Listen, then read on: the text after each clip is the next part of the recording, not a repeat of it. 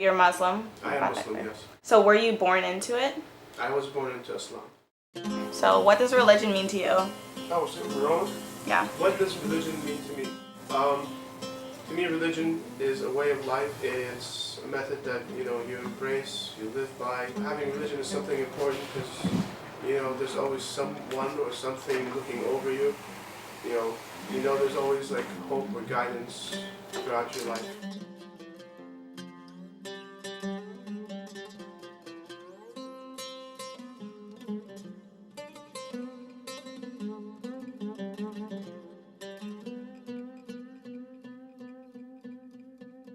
Okay, think of Islam as like, lack of a better term, a Play-Doh. You can mold it, you can make it into different shapes and forms, but it's still within itself a Play-Doh, or it's still Islam. Obviously, you don't go to the extremes of like adultery or drinking or eating pork. Those are like the barriers and those are the rules of Islam that you cannot break. But there are different ways of molding it to still make it okay, because you're living in a country that is based on or built on secular rules, and there's no religious reasoning that's holding it or impending it down. I pray in my room, although my room's like really small, but I manage. Coming here is and still staying devout to our own religion is very difficult. Boarding school just makes it worse.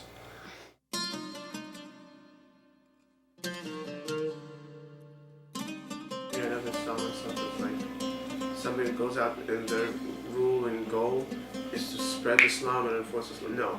I show people Islam for myself, and I treat people based on what my religion tells me, to be hospitable, to be nice, to be kind, equal. It's a very open religion, so you can fit the religion to what you think is right. So being too conservative in Islam is actually going against Islam. Because there's a saying in Arabic, or in the religion itself, it says "ad-dinu yusr," which means the religion is easy.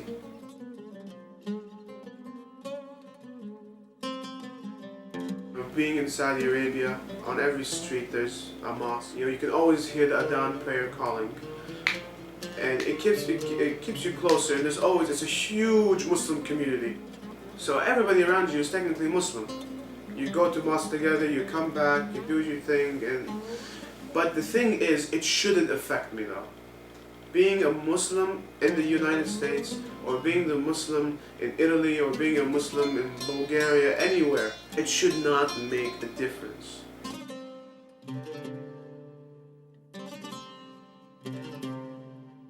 I don't really blame the Americans in particular. I blame, it's tough to say, the media. And the people who are just giving them the information saying that, Arabs and Islam should be affiliated with terrorism. It's just the education system here that's imposing in a way that Islam is an awful religion and Arabs should be pushed aside. Obviously there are Americans who want to find the truth about Islam and Arabs, and I respect that a lot.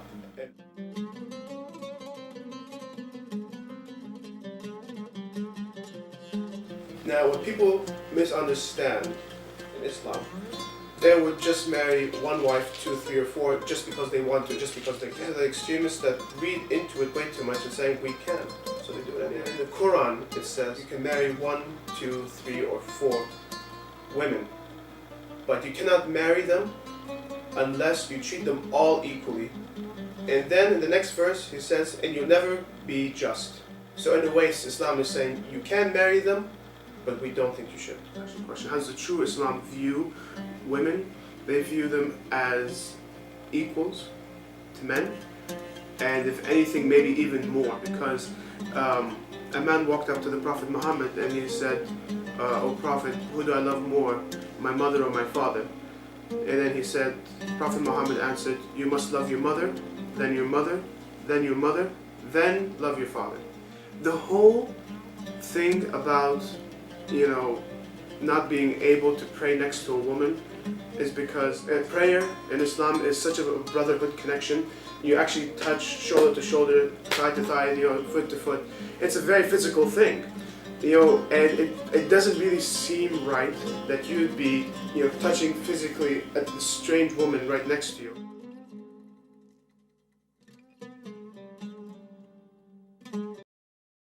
I was scared to death. Seriously, because I did not know what to expect, because I knew what was going on, and I knew people would be devastated. I knew people would be angry. When I was a small kid, I remember this. We were walking in the shopping mall. This older man, came up to me. He was like, "You sand niggers have the nerve to show your face here," and just left. He was talking to me. It's a term that came around during the Gulf War. And prejudice is still around, sadly. There's nothing much to do about it. What started prejudice against Muslims? Well, definitely 9/11. 9/11 just, made its mark on the map. I'm sure it can go back to things like the oil. The whole oil embargo where Saudi Arabia just was not going to sell anymore. And that could have been many things, but definitely like terrorist attacks where people would go up and yell the name of God, Allah, and blow themselves up or do awful things in the name of Islam, where we in Islam believe that they're not Muslims. And in this case, we are allowed to say that they're not Muslims because they're Muslims doing the exact opposite of what Muslims should do, which is be peaceful. If a Muslim from my blood, an Arab, a Saudi even, let's say, from my blood and a Muslim would bomb a building, that's violence, that's not Islam.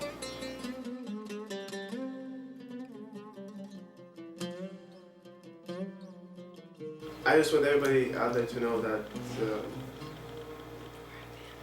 Islam is a very misunderstood religion. It's based off of love. We always have that feeling of brotherhood and sisterhood. And the word Islam comes from the word peace, and to give up your soul, surrender your soul and self to a God. The news that you see in the media is not Islam. It's not true Islam, and it's not what's actually going on out there. We're just normal people like you. A lot of us are trying to make it here in America, trying to make it back home.